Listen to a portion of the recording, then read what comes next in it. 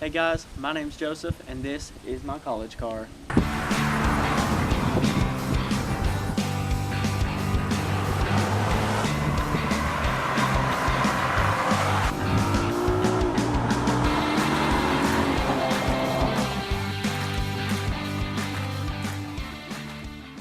Welcome to another fascinating installment of College Cars.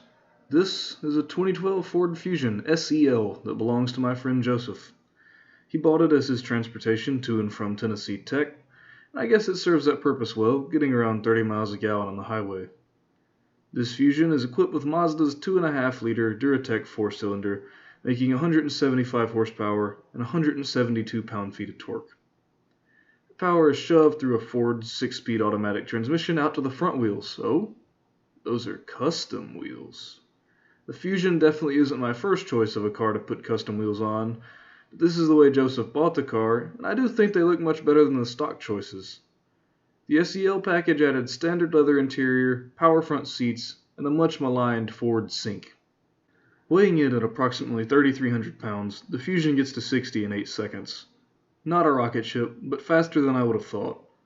The 2012 model was the last year for the first generation Fusion, before Ford started making most, if not all, of their cars look like angry largemouth bass.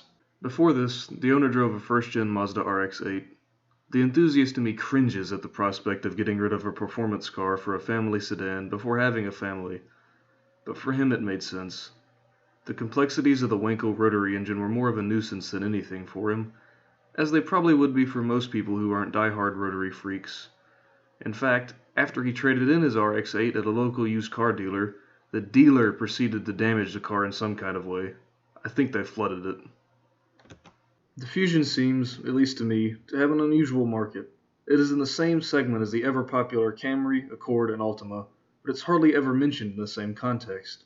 You may be thinking, well, duh, Japanese cars are better. While that may well be true, my mom has an Altima right now, it is not compared to the only American competition it has. The Malibu never seems to be compared to the Ford Fusion.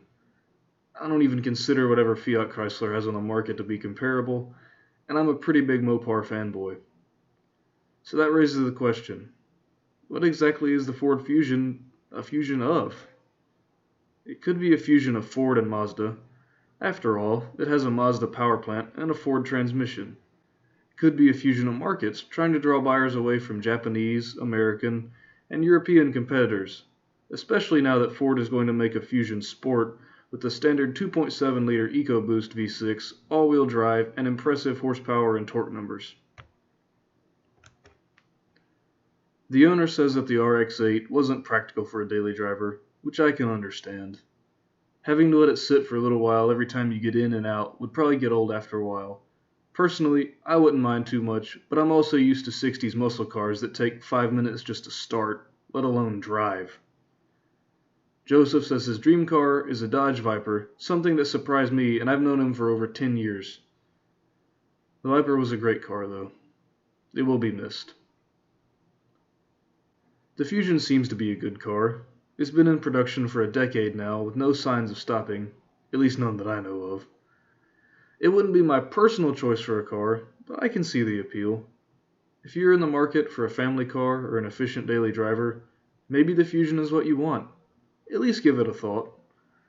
If the day comes and I'm forced to buy a sedan, I might even consider the Fusion Sport when it comes out. Well, that's a wrap on episode 2 of College Cars. Thanks for watching.